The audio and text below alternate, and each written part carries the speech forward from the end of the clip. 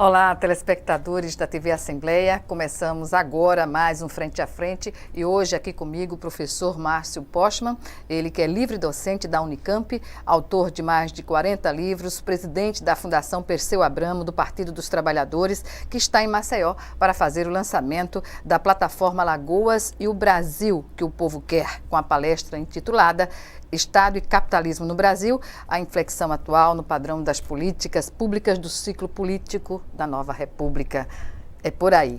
Bem, Márcio Postman é também ex-presidente do IPEA, o Instituto de Pesquisa Econômica Aplicada, e vai fazer aqui uma análise da conjuntura econômica do país que nós vivemos.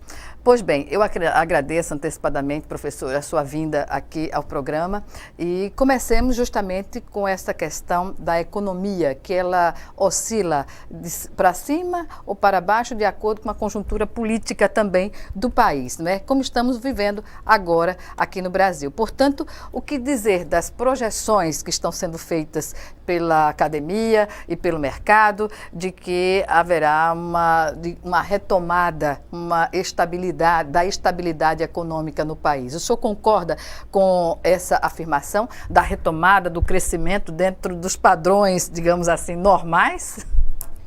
Também quero agradecer a oportunidade de estar aqui contigo. De fato, nós estamos vivendo uma situação econômica bem desfavorável, né? É a mais grave recessão da história industrial do Brasil, praticamente de 1930 para cá.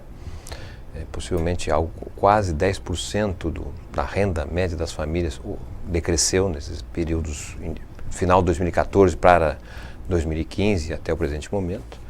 Uma recessão que foi iniciada por uma crise política, ou seja, a crise política é que levou à situação econômica desfavorável, uma crise econômica, e essa crise econômica trouxe por consequência uma crise social. Nós estamos diante de questões que aparentemente acreditávamos termos superado, né? Desemprego, a pobreza, a fome. Isso tem a ver com a recessão econômica, cuja responsabilidade foi a crise política. Portanto, nesse raciocínio, não acredito que nós estejamos resolvendo o problema econômico, porque me parece que o problema político não foi ainda resolvido, né? Nesse sentido, há inegavelmente o dado que em 2017 a economia não está mais caindo, perdendo atividade, como vinha em 2015 e 2016. Ela deu uma estancada. Há sinais até positivos que decorrem de uma boa safra agrícola que o Brasil colheu e também pelo próprio resultado externo, exportações que o Brasil fez sem ter conseguido elevar inclusive as importações. Então, há sinais positivos. Agora, se a gente for olhar de outro lado da economia, que resultaria justamente do papel do investimento, tá? Aumentando o investimento para poder ampliar a capacidade de produção e o nível de emprego, exatamente, isso nós não conseguimos perceber, né? Pelo contrário, né? A renda das famílias não conseguiu crescer, o consumo do Estado também segue muito comprometido, de tal forma que não percebo esse otimismo da equipe econômica. Eu até mesmo, assim, gostaria aqui de chamar a atenção para as posições dos meios de imprensa, porque nós tínhamos numa situação, no governo da presidenta Dilma, né, ali 2014, 2015, 2016, uma imprensa muito crítica, dizendo que era ali um governo mal administrado, com a situação econômica e social muito desfavorável, etc. e tal. Havia necessidade de trocá-la porque a situação era melhor. Hoje nós temos uma situação econômica, social e política muito pior do que aquela que era do final do governo da presidenta Dilma, desculpe. No entanto, as avaliações, as análises que estão nos jornais, nos meios de comunicação em geral, são, não, mas a situação está boa, o país está começando a sair. Um pouco estranho essa dicotomia. Entre o que se fala e a realidade, sim, né? O que a população está sentindo. E aí, o senhor que faz, né, parte de um grupo de pesquisa da Unicamp, como avalia essa relação do Estado, né, com o mercado e com o que está acontecendo na questão do descrédito? Sempre se fala que as reformas, o governo tem propalado a ideia de que as reformas são necessárias para até construir um clima de confiabilidade do investidor estrangeiro no país.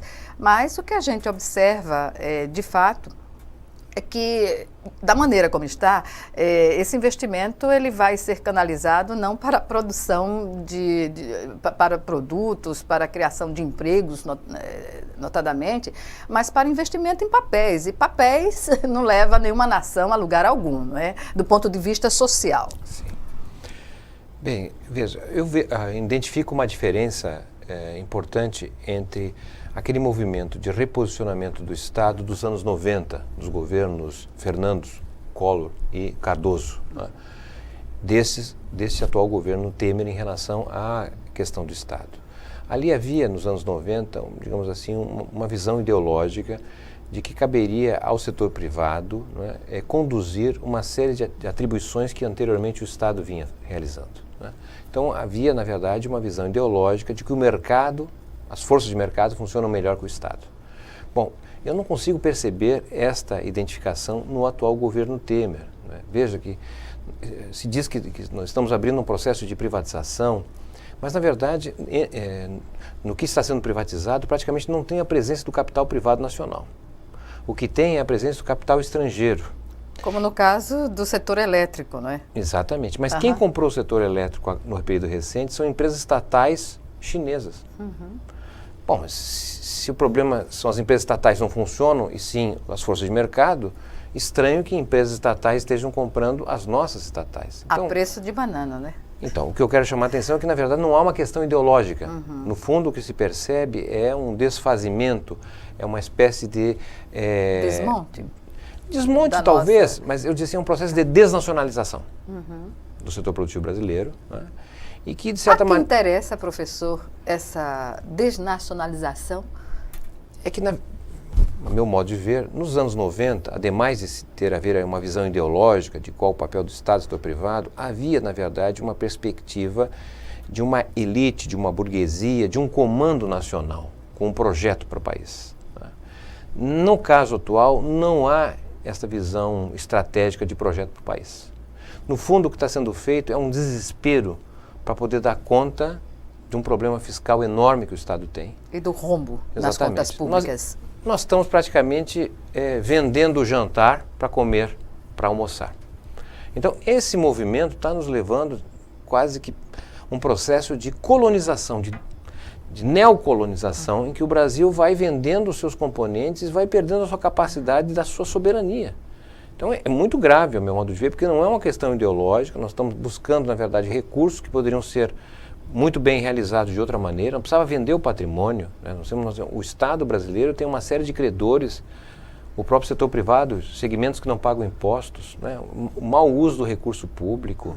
Nós vamos gastar alguma coisa em torno de 400 bilhões somente na questão da dívida pública. Ou seja, nós temos outros caminhos, não é necessário este encaminhamento que está sendo feito. Sobre a política do Banco Central em relação para nortear, digamos assim, a taxa de juros no Brasil, que é impraticável para nós, não é?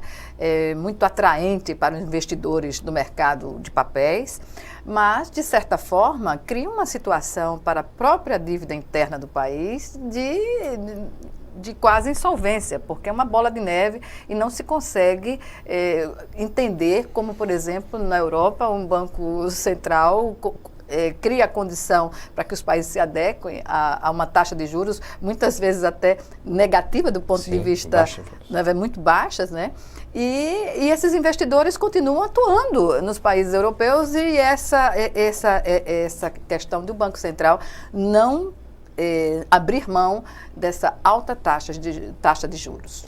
Nós até observamos que há um movimento de queda em termos nominais da taxa de juros. Ontem mesmo o Banco Central, o Copom, ele determinou mais uma queda, né? Mínima. Não, perfeito. Mas o que eu queria chamar a atenção é que esta queda é nominal, ou seja, quando você precisa comparar com a inflação. Como a inflação tem caído mais rapidamente, na verdade você não tem uma queda da taxa de juros real, ela tem um aumento da queda da taxa de juros.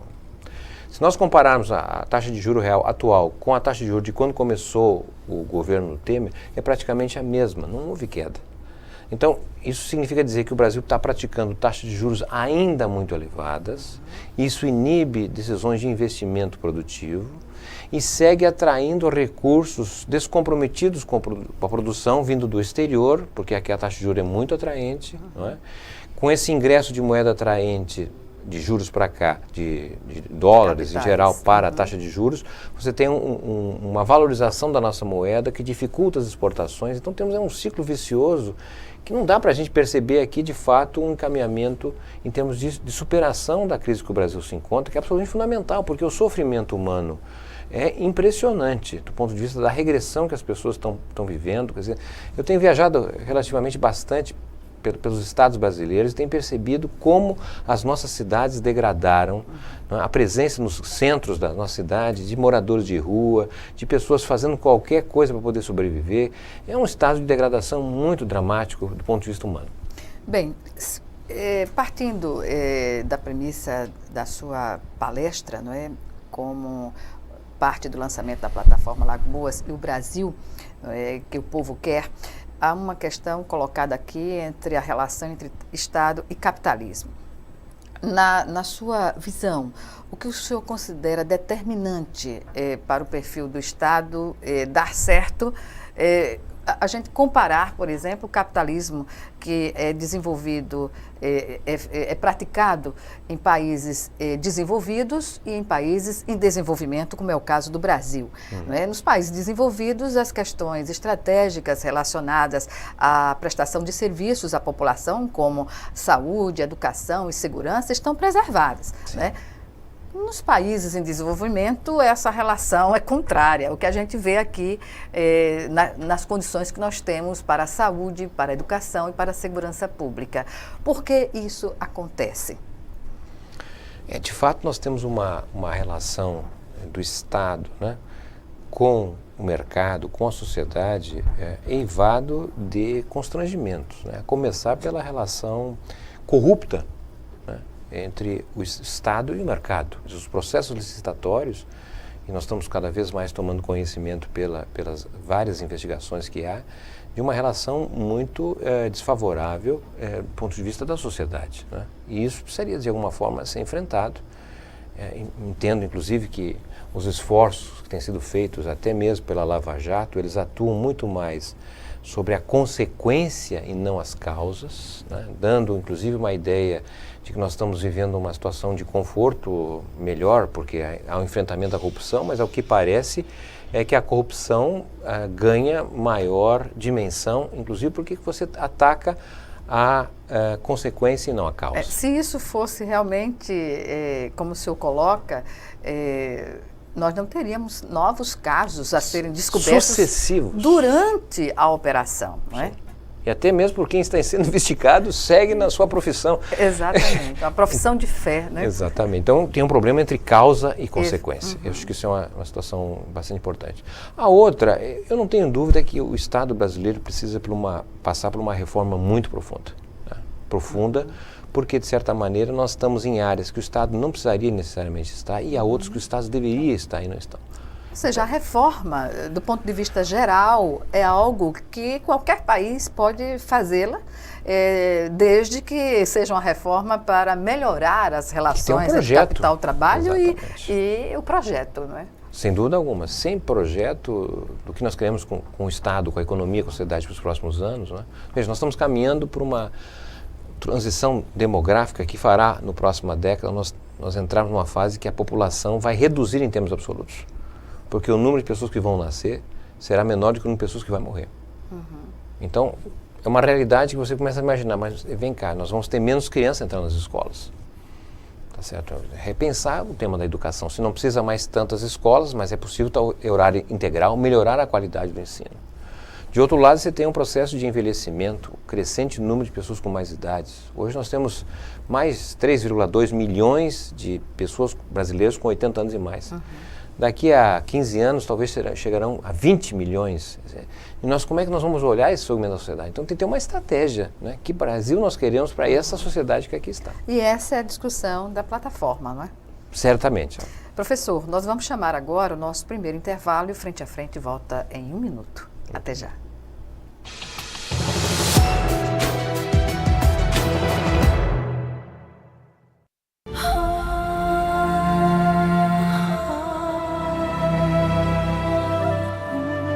que é urgente para você. Para muitas famílias, a prioridade é não morrer de frio.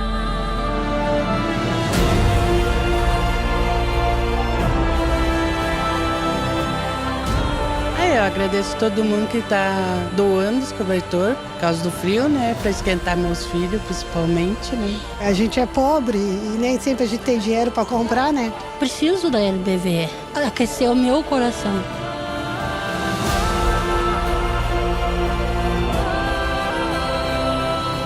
Quando a LBV chamar, diga sim.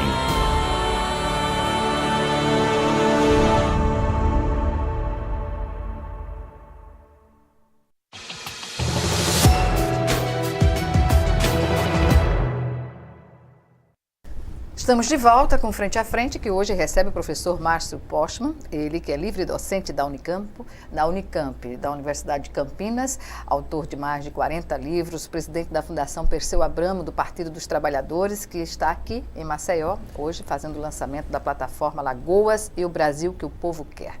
Bem, seguindo essa premissa, né, eu pergunto, na condição do presidente Temer, e dos ministros que foram acusados e tiveram a acusação agora arquivada pela Câmara dos Deputados. O que dizer hoje desse novo foco que foi colocado pelo governo da aprovação da reforma da Previdência? Bem, inicialmente chamar atenção para o fato que seria, a meu modo de ver, pelo menos, estranho se ele viesse a ser derrotado, né? Porque, na verdade, há um condomínio de interesses que estão sustentando basicamente o poder executivo a partir do legislativo, né? Não é um governo que faz para a sociedade, mas em torno daqueles votos necessários para permitir que ele praticamente conclua o seu mandato em 2018. Mas entre a primeira e a segunda denúncia, a gente já observa que a correlação de forças no plenário, a Rede Globo fez a transmissão, se bem que no final da votação, quando já estava praticamente definida, né, o veredito, mas já mostra que há, digamos assim, o governo parece não ter aquele capital político que tinha na primeira votação. Sim. Isso já é observado. E agora o direcionamento para a aprovação da reforma da Previdência também fica um pouco, digamos assim, comprometida no plenário. Não digo na comissão, mas no plenário é outra história, não é? Possivelmente essa reforma, sendo aberta, ela vai, talvez, comparativamente às outras mudanças, vai trazer uma polarização mais intensa na sociedade, porque essa talvez seja a reforma que a população mais geral entenda o que representa, né? A própria questão trabalhista, da forma que foi encaminhada, não ficou isso muito claro. Nós estamos agora, em novembro, que os primeiros efeitos da nova CLT vão começar a ser percebidos. Mas a Previdência, eu acredito que há uma visão muito clara do que representa em termos de direitos. Então, me parece que nós vamos ter uma atenção, caminharmos com uma atenção desse final de ano bastante importante de ser observada em termos de uma possível reação da sociedade, um chega a esse tipo de ação que está sendo conduzida.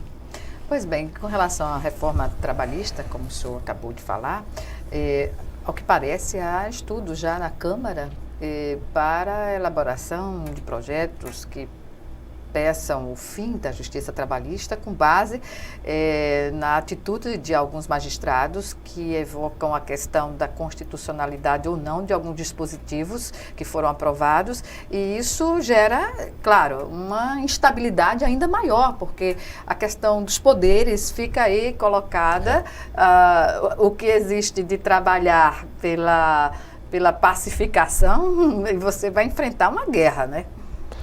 Veja, institucional, digamos assim. As duas mudanças principais no tema do trabalho, aquela que diz respeito à generalização da terceirização, né, e a própria nova CLT, elas são legislações que foram feitas de forma muito rápida, né, agregando sugestões. A própria lei da terceirização é uma lei apresentada no final da década de 90. Né? Estava em curso a construção de uma legislação de terceirização no Senado e foi interrompido pela aprovação dessa pela Câmara, Mas eu não sou jurista, mas obviamente conversando com especialistas, eles identificam uma série de problemas na legislação que foi aprovado, né, que vai gerar problemas na interpretação e dando ao juiz que tem autonomia o seu posicionamento. Então, questionamentos que vêm do legislativo nesse sentido de interromper os trabalhos do judiciário me parece grave na medida em que você pode estar testando a soberania entre as partes. Mas o condutor da discussão, que é o deputado Rodrigo Maia, ele já tinha dito, mesmo antes da aprovação da reforma trabalhista, que não sabia por que da existência da Justiça do Trabalho, né? Isso ele foi categórico em afirmar.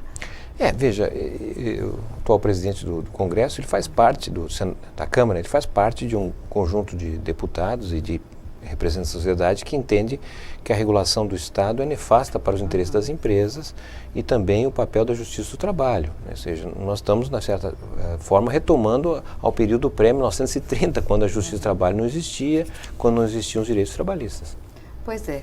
Agora, o que dizer?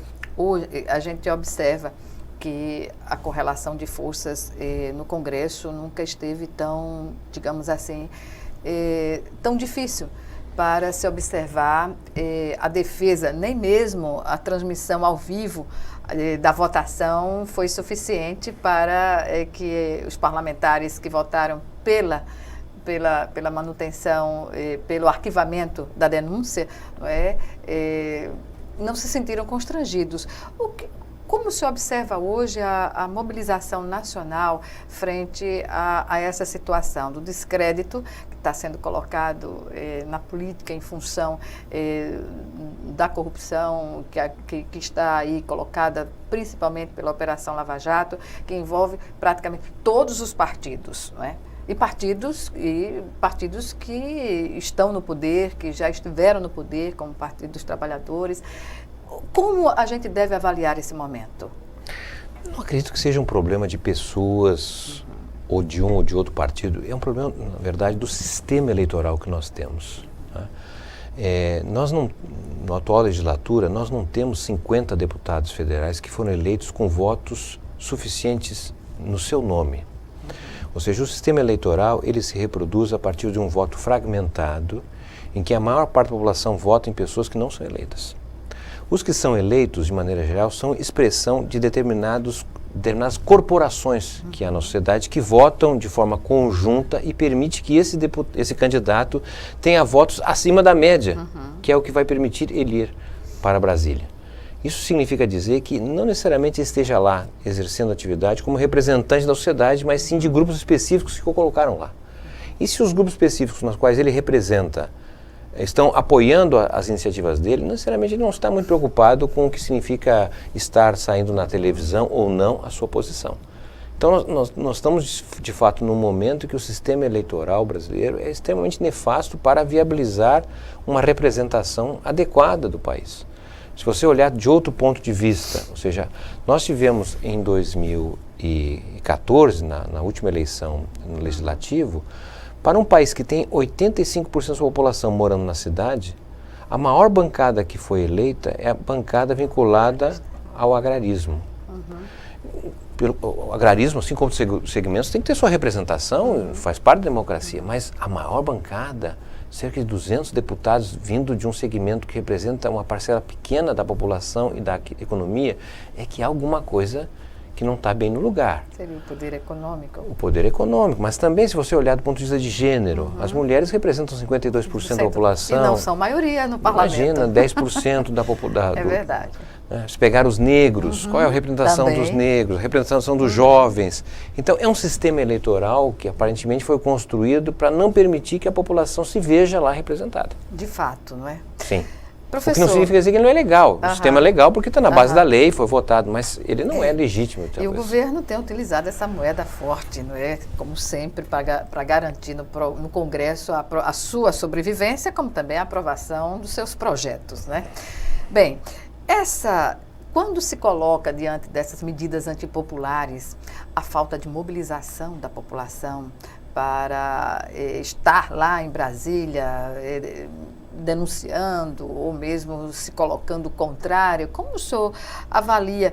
Há setores que dizem que há uma certa letargia da população, setores como da classe média, que sempre estiveram na vanguarda para as conquistas da população, na defesa das conquistas, na rua, protestando. O que a gente viu foi um movimento que antecedeu, não é, ao impeachment 2013, da presidente Dilma, e de lá para cá, como o senhor disse, a situação não está boa, não melhorou, não é? Se a questão era trocar as figuras que estão à frente do país, e a população, a gente não ouve mais nem ninguém bater uma panela, né? É verdade. O que me parece interessante chamar a atenção é que nós estamos diante de uma estrutura da sociedade muito diferente daquela que protagonizou a campanha pelas diretas nos anos 80. Era uma sociedade, naquele momento, né, uma sociedade que tinha, na verdade, uma ampla classe trabalhadora industrial, né, a pujança de determinados sindicatos, como dos metalúrgicos, por exemplo, entre outros. Você tinha uma classe média assalariada, não é, ampla nesse sentido. E o que ocorreu a partir dos anos 80 em diante foi, na verdade, uma alteração no sistema produtivo brasileiro, que nós fomos nos afastando daquele segmento industrial e cada vez mais nos concentrando nos pós-trabalho e serviços. Então hoje você não tem uma classe trabalhadora organizada como era industrial, você tem uma classe trabalhadora de serviço. Pulverizada. Pulverizada. Na sua organização. Não, e até mesmo concentrada. Por exemplo, vai num shopping center, lá está uma classe trabalhadora de serviço. Mas ela é diferente do ponto de vista do que é entrar dentro de uma fábrica, que tem hierarquia, não é gerência, dá para saber quem manda, quem é mandado. Nesses novos postos de trabalho e serviço, essa identificação não é tão clara, né? Ao mesmo tempo, você olha, nós temos classe média no Brasil, ela andou diminuindo, mas é cada vez mais uma classe média proprietária, que tem um pequeno negócio, não é? Que é um PJ, né? Que tem um contrato de trabalho que não é mais o assalariamento anterior. Essa mudança, ela é importante porque altera a forma das pessoas verem a sociedade. Com que tipo de ação, articulação ela vai fazer. Então, antes, a classe média, por exemplo, entendia que os direitos trabalhistas, os encargos do trabalho eram importantes porque ela também se nutria disso no seu salário. Na medida que ela tem contrato de personalidade jurídica, o microempreendedor individual, os direitos trabalhistas começam a ser vistos como custos e ela passa a não mais apoiar. Então essa mudança da sociedade, ela repercute, ao meu modo de ver, nos posicionamentos que estamos vendo hoje. Mas, por exemplo, a população não poderia vestir o verde e amarelo para ir às ruas cobrar mais educação, mais saúde e mais segurança pública? Porque isso são entendimentos assim que dizem respeito a todos nós, independentemente de classe social, não é? Ou econômica. Todos estão hoje, desde a pessoa que está numa condição de proletária, até mesmo a elite econômica nacional, estão reféns da violência que ocorre no Brasil inteiro. A impressão que eu tenho é que nós estamos caminhando para um ponto ótimo da crise, né? Ótimo porque, a meu modo de ver, a trajetória do Brasil não é uma trajetória de progressos constituídos de forma organizada. Na verdade, é quando você tem uma situação ingovernável, é que se tomam decisões que precisam ser tomadas há mais tempo e nunca tomaram. Então, a população, ela vai sair, ela tem saído de determinados momentos, porque as pessoas estão comprometidas, preocupadas em sobreviver, garantir o leite das crianças, o emprego, a renda. Isso é verdade. E, de certa forma, elas terceirizaram para que os políticos resolvam os problemas do país e não estão resolvendo. Em algum momento, ela vai se posicionar. E eu não sei se isso vai ser bom ou vai ser ruim, dependendo da forma que ela vai se posicionar. Pois é. Hoje a tensão no Brasil circula talvez em 20% dos brasileiros que estão conectados de um lado e de outro. O restante da população está meio assim, analisando para onde nós vamos. Ela está insatisfeita com o governo, mas também não vê, por outro lado, caminhos que ela possa seguir de forma convergente. No minuto final da nossa entrevista, infelizmente, algumas considerações, professor? Então, nós estamos aqui nesse momento... um equívoco de minha parte. Na verdade, estamos no minuto final do segundo bloco da nossa entrevista. Sim. Aí eu pergunto, algumas considerações sobre o perfil hoje da classe média que poderia ir às ruas para buscar esses direitos elementares para a população? Eu não sei se há essa consciência mais coletiva e orgânica, né? O fato é concreto que o movimento que nós estamos tendo, que é um país cada vez mais dependente de serviços e de produtos de exportação, não terá espaço para emprego de classe média. Nós estamos dizendo praticamente o adeus à classe média tal como nós conhecemos, porque os empregos de classe média tradicional tendem a cada vez mais se tornar escassos. Então isso é um problema seríssimo, porque nós vamos começar a formar uma série de profissionais que não terão possibilidade de serem empregados, porque o país não vai gerar esse emprego. O mercado não vai estar ofertando esses empregos. Isso já é uma coisa perceptível há mais tempo. Nós tivemos, nos anos 2000, na época dos governos do PT, geração de muitos empregos. 22 milhões de empregos foram gerados, né? Agora, 95% do emprego gerado no setor de serviços, cuja remuneração de até um salário mínimo e meio. E não são aí que se localizam os empregos de classe média tradicional. Certamente. Bem, professor, vamos chamar agora agora sim, segundo e último intervalo. Já já estaremos de volta.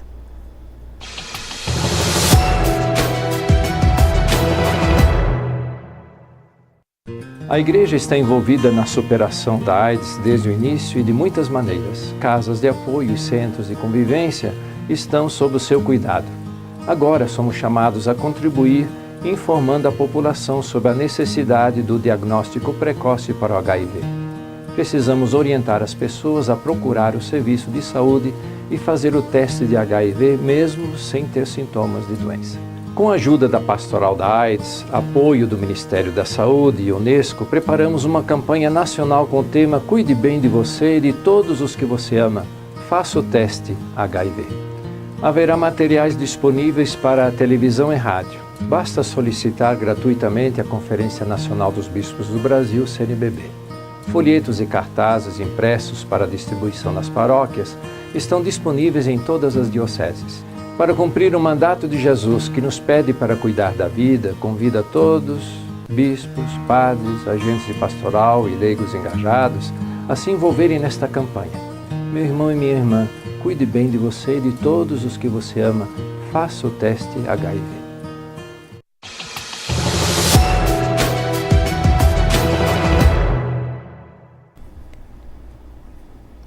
Estamos de volta para o último bloco do Frente a Frente, que hoje recebe o professor Márcio Postman, ele que é presidente da Fundação Perseu Abramo, do Partido dos Trabalhadores, está em Maceió para fazer o lançamento da plataforma Lagoas e o Brasil que o Povo Quer, uma palestra intitulada Estado e Capitalismo no Brasil.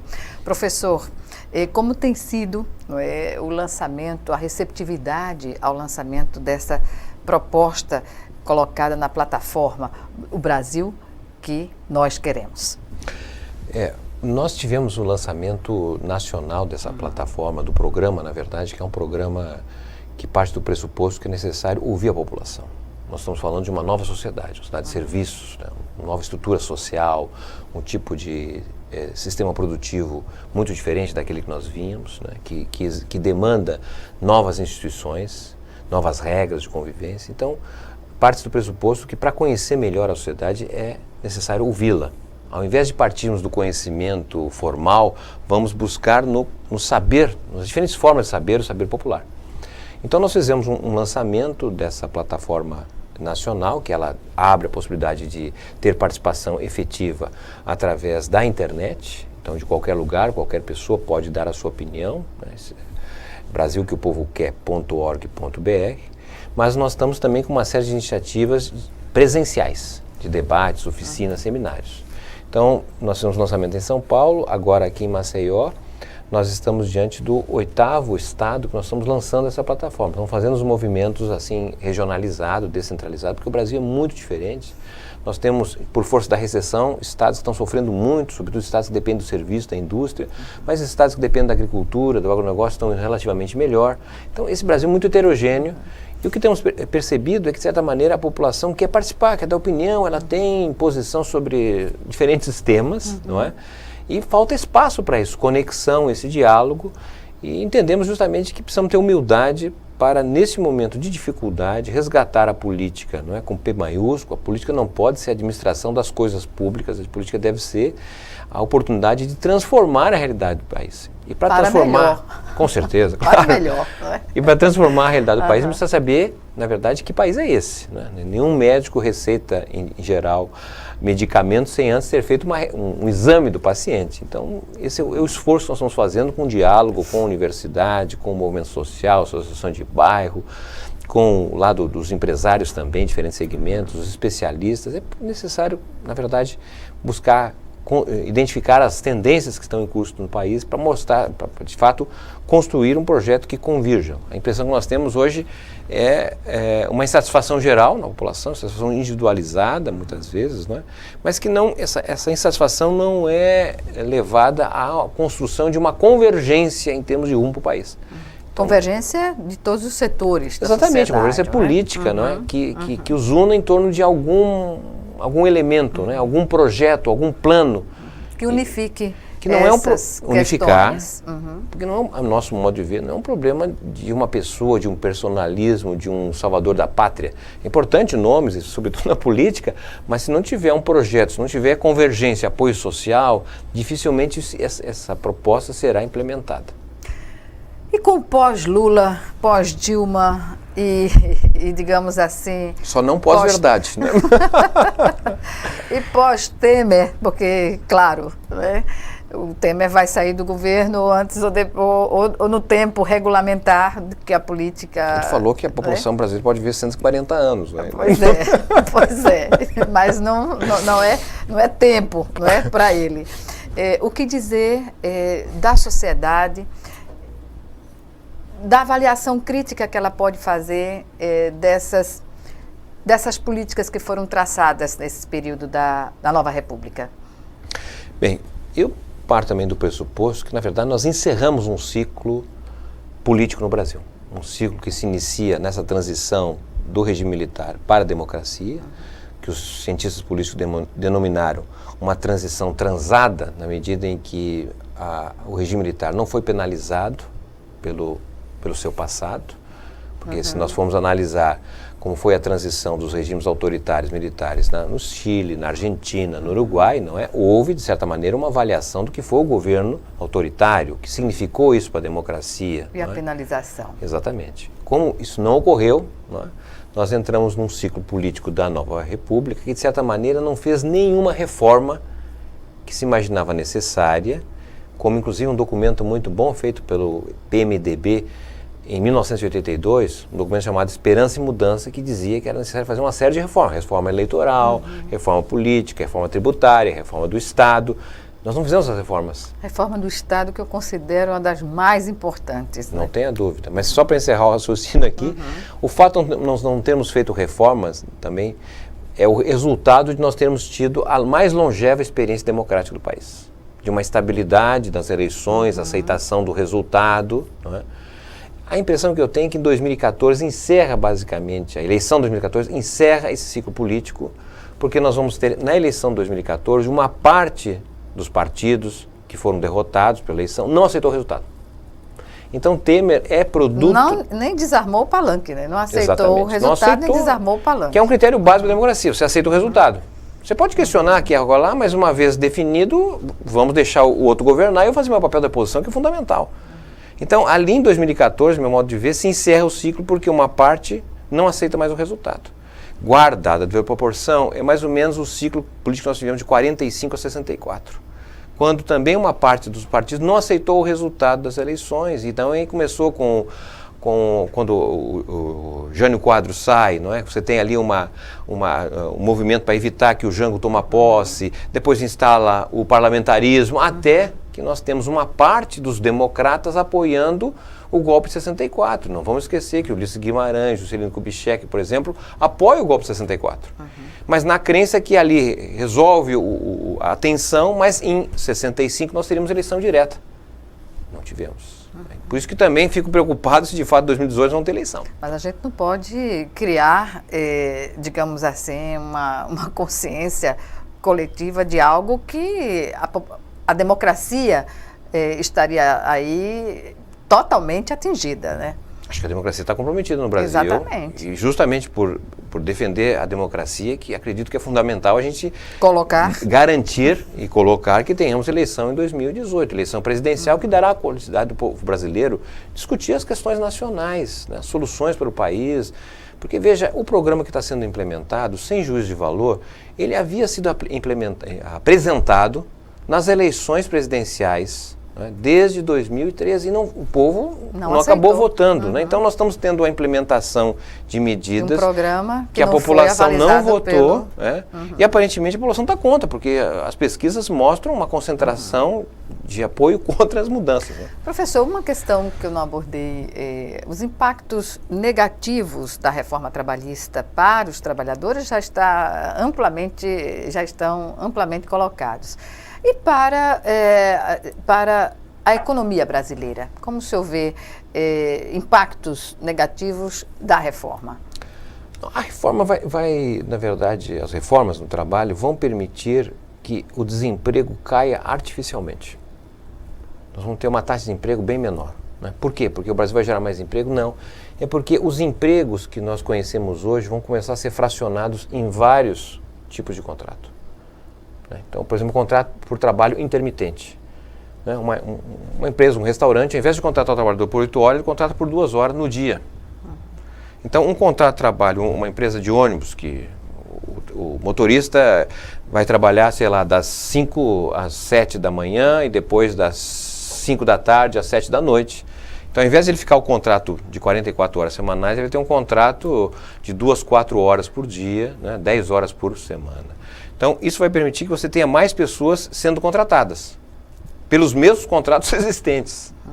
O que significa, então, que as pessoas vão estar empregadas ou ocupadas, o IBGE o identifica como ocupado, só que o salário dele é muito baixo, dada a jornada, e ele continuará procurando trabalho, mas estará ocupado. Então, possivelmente o desemprego tende a cair, mas ele está mais associado a essa condição, né, de fragmentação dos contratos, que a nova CLT e a própria terceirização.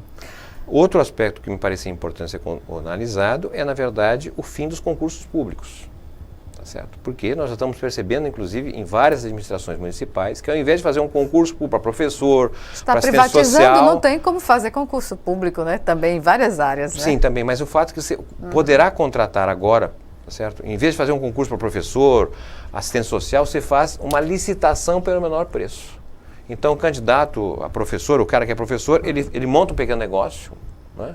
Ele se transforma num contrato de pessoa jurídica e ele disputa como se fosse uma compra pública de alimentos ou qualquer coisa. Então, isso vai terminar minando o serviço público tal como nós conhecemos. Qual o projeto de desenvolvimento para o futuro do Brasil dentro dessa lógica, dessa realidade que nós vivemos? É possível mobilizar a população? Acredita-se nisso? Olha, se nós olharmos os países no mundo hoje, não é? São poucos e o Brasil está em todos aqueles que identificam como países que têm futuro. Porque é um país, uma economia muito grande, uma população muito ampla, com recursos naturais, etc. Então, é um país que tem futuro. Agora, esse futuro depende, na verdade, dos seus atores, que transformam, não é? Tiram do papel e fazem isso virar uma realidade. Nesse sentido, eu diria assim, o Brasil precisa pensar a questão industrial. Sem indústria, nós não temos futuro. Sem indústria, nós não vamos resolver o problema da educação, do emprego, da saúde, da segurança. Também, exatamente. Né? Pois é. Então, a meu modo de ver, nós precisamos pensar numa mudança na estrutura produtiva brasileira para poder viabilizar as oportunidades que o povo merece. Nesse sentido, também um movimento de deslocamento do litoral do Brasil para o seu interior, da capital dos estados para o seu interior, ou seja, levar o desenvolvimento para áreas que não ainda possuem. Isso é absolutamente fundamental do ponto de vista dos investimentos em infraestrutura, também do ponto de vista das oportunidades para empresários e, sobretudo, para a população. Pois é, tomara, não é, que essa realidade nos chegue num tempo ainda de se aproveitar muito mais do que o Brasil nos oferece, né, das suas potencialidades. Um prazer que eu encerre essa entrevista, professor, e agradeço mais uma vez a sua participação Espero que o senhor retorne a Alagoas para a gente fazer um outro debate sobre essas questões, uma outra análise, melhor dizendo. Com prazer, muito obrigado. Gostei muito de estar com você aqui e todos que nos acompanharam. Obrigada. Obrigada a você também que nos assistiu e até o nosso próximo encontro aqui, frente a frente, também com você.